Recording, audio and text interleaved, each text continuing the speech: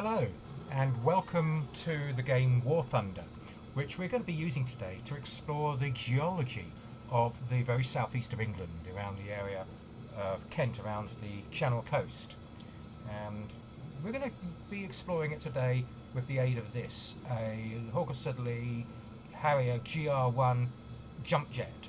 So this is as it was in service around about very early 1970s. And we're going to be using this because it's quite quick. Now normally this will take off from an air base, but for whatever reason they started off on a carrier here. Now what we'll do, because it's a jump jet, is we need to arrange our nozzles to point down and then pump up the thrust.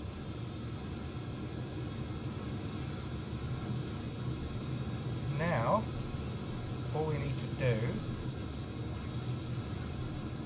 is transition to forward flight and we're airborne.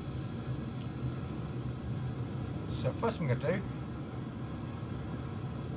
is we're going to get ourselves to a reasonable height. Oh, there's some baddies around there. So this is we're taking off from the English Channel. This here is the coast of Kent. We're approximately north looking now, east, south, west-ish. Yeah, that's north. So we're at 2,000 meters, 2 kilometers up already. This Pegasus engine is particularly powerful.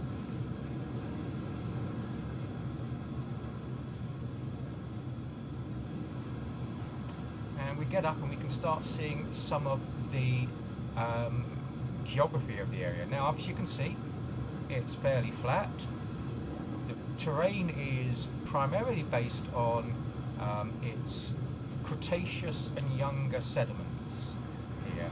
So the area we're looking at here is mostly post-Cretaceous sediments, sort of Eocene, etc. And what I'll do is I will point with my 30mm cannon at various things for you to look at. So over there, that's the Isle of Sheppey. I'll zoom in a bit. We can't actually fly all the way over there because it's too far. This is the Thames, the River Thames estuary. So over here, you can't see it, but in the mist over there is Essex, and further over is Suffolk, and that's on the opposite side of the Thames estuary from here. Now, Isle of Sheppey here, which is actually connected to the mainland mostly, is again made up primarily of clays from the Eocene age. Now these clays here, you see these cliffs here, they're actually particularly good for fossils, and there's a vast variety of different fossils that can be found in the clay beds there, including shark teeth, nautilus, turtles, even birds have been found there. Again, all dating to the Eocene, about 30 to 40 million years old. Also, quite interestingly, you get boulders here coming out of the clay with nodules. These nodules, when you crack them open, they can contain crystals of baryte, and they form this sort of rose pattern. And here we are, I'll show you a picture now of what they look like.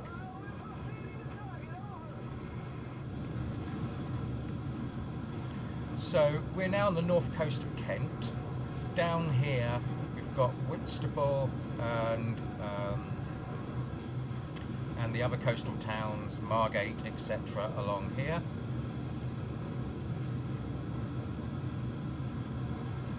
So again, you can find gypsum, you can find various fossils here in all these sediments which are post-Cretaceous.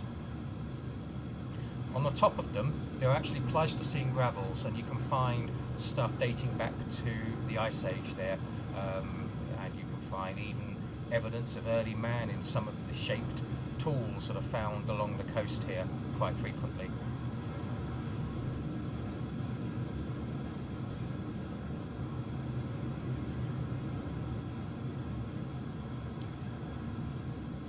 So let me tell you a little bit about the geology of this area.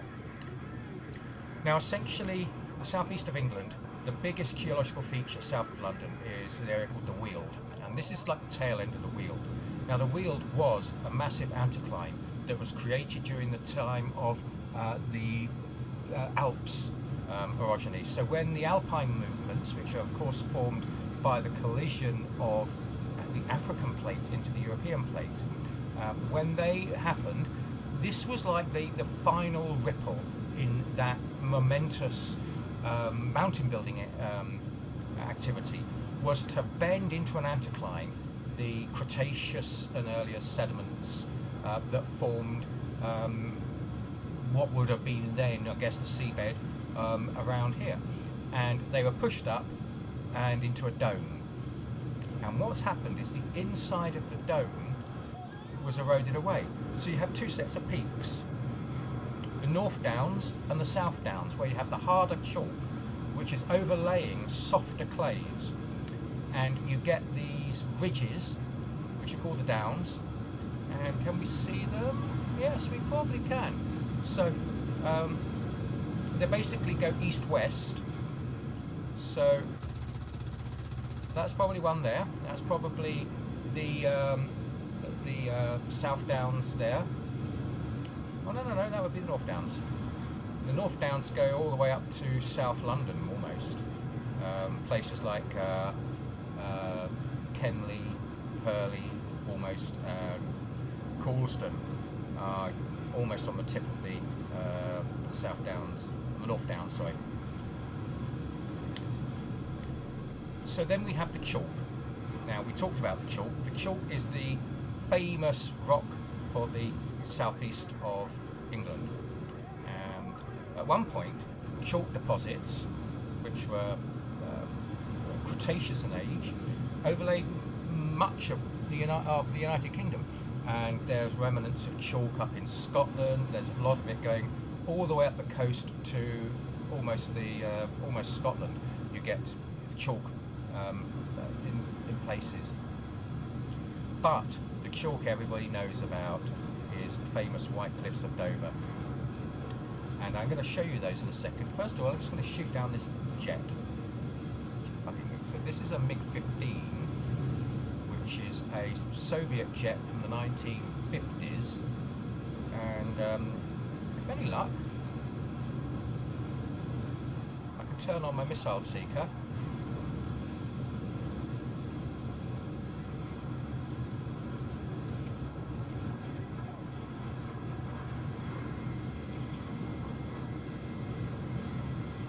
And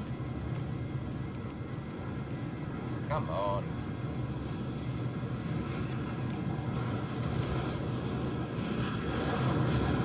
Wow, that was a complete failure.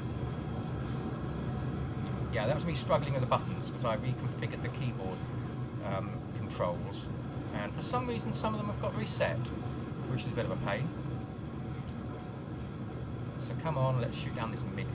So these missiles actually that they've got on this Harrier, I know you wanted to come here for the geology, but I'll talk about some nerdy things to do with aircraft as well. These missiles are SRAMs, which were a prototype short-range anti-aircraft missile that never actually went into production. Come on.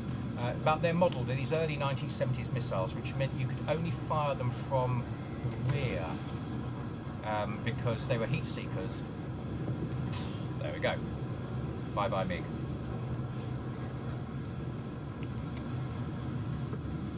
I've also got macrota rocket pods, so excuse me for this little deviation from the geology, but hey. Let's see if I can... Yeah.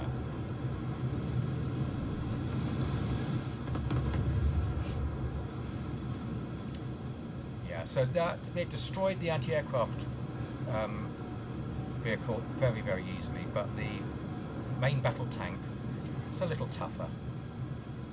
So you can see I've lost 2 of my missiles, and I've still got a bunch of rockets left. There's the RAF Manston airfield there? I'm not sure.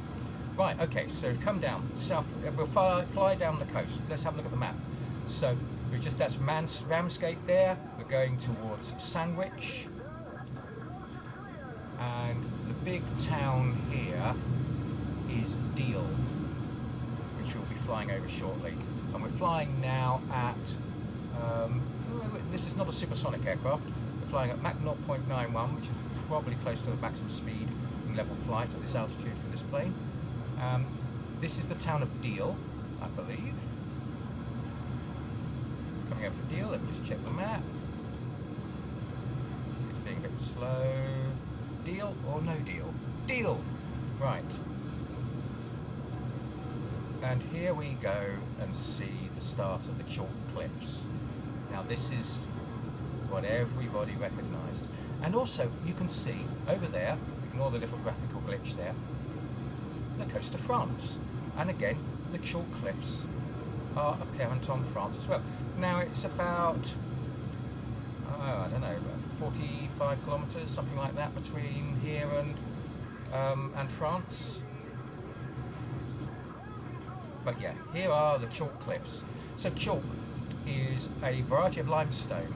It's a calcium carbonate rock made up exclusively, almost exclusively rather, of the bodies of microscopic sea creatures that would have been found in sort of tropical waters. So we would have been a tropical island, well, tropical archipelago island chain at the time, with shallow seas and plenty of opportunity for the deposition of these massive beds of limestone, chalk basically.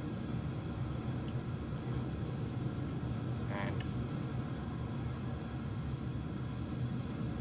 as we go further round, let me come back to where we're at. Now this here is the town of Folkestone. Now down about here, they haven't really displayed it very well on the map. Oh, I'm running out of... I've lost control. Let's try and recover. Should have chosen a slower plane, but I wanted to get to the places quicker. Okay, so this sort of area here behind us, this is Cock Point, and it's a very famous place for the Gault Clay, which is a clay that underlies the chalk, and it's got plenty of fossils in it. Ammonites, belemnites, many things. Again, Cretaceous age. You find gypsum crystals and all sorts of other fun things in it here.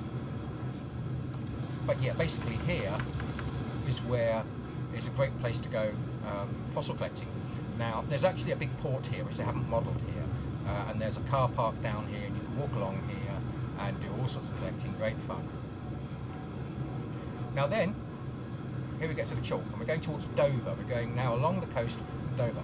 Now, because this is based on a 1940s map, it's missing out a big chunk of land here, which is called Samphire Hoe. Now, Samphire Hoe is a really nice place because it's a sort of artificial peninsula that is being built using all of the waste material that came out of the construction of the Channel Tunnel, or at least on the materials taken out on the English side. And so they've turned that to a nature reserve now. And one of the important things about it is that they've built a nice car park there, which gives you easy access to the chalk cliffs. And at the base of the chalk cliffs, if you're careful, because it can be obviously dangerous doing anything near to cliffs, you can find all sorts of fun things. Now down here, a place called Shakespeare Cliff, you can find marcasite crystals and pyrite crystals, like these. Those are ones which I found myself down on the beach there. This is the port of Dover. This is Dover Castle. This is a World War II radar, we don't need to worry about that. And the chalk continues.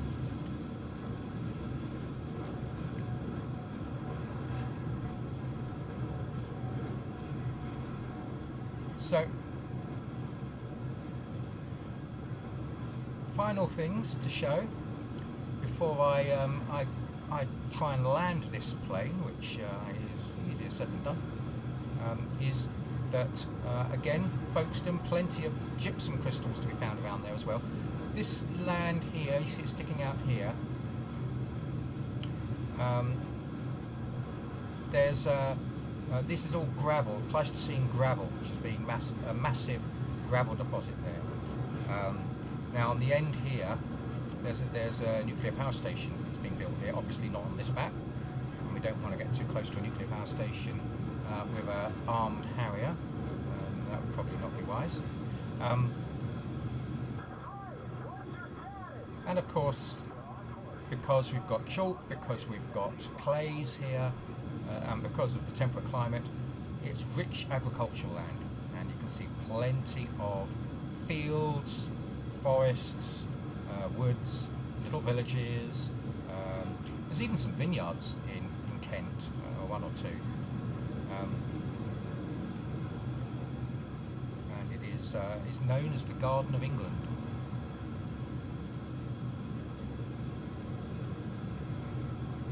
But that's probably enough for today. We've given you a little brief insight to the geology of War Thunder, geology of the southeast of England anyway. And, shall I kill another MiG? Yeah, I can't resist it. This one we're going to do with guns.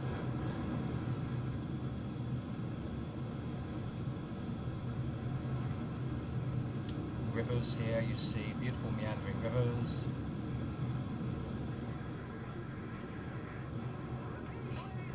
Now somewhere around here, I haven't found exactly the place yet, is a place where you can find sort of desert rose style gypsums. I've seen them, they're very nice, very much smallish but quite nice.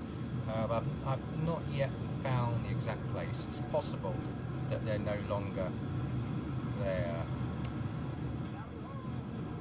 Missile seeker on. Oh no, I was going to do it with guns, wasn't I?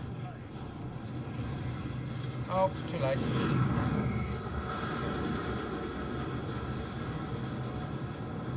Yeah, let's do it with guns. Now, this is a 1950s jet. It's a first generation jet. Let's turn off my missile seeker. 1950s jet versus a 1970s jet, or sort of late 60s technology at the best. And it's not programmed to fight, it just flies around in circles, so it hasn't really got a chance. We'll wait until we get to about 700 or 600 meters, and then we will do a short burst.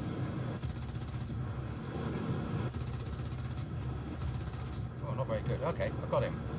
And bye. And there goes the pilot, going down to the ground. Alright, how do you land this thing? That's a good question. Well, basically, with any aircraft, the idea is you make it slow. I'm going to land at... Is it Manston? I don't know. I'll check that later.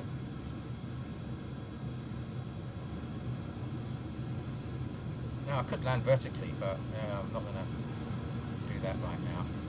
I'm definitely not going to try and land on a carrier. Well, I hope that you've enjoyed this little excursion in the air above Kent. If I can figure out a safe way to land. Or maybe if I do some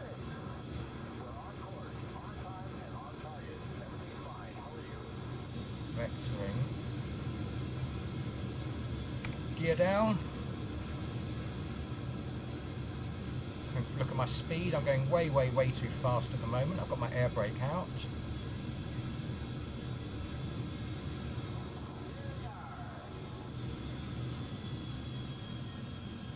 Cut the engine entirely. I think this might end up being very embarrassing.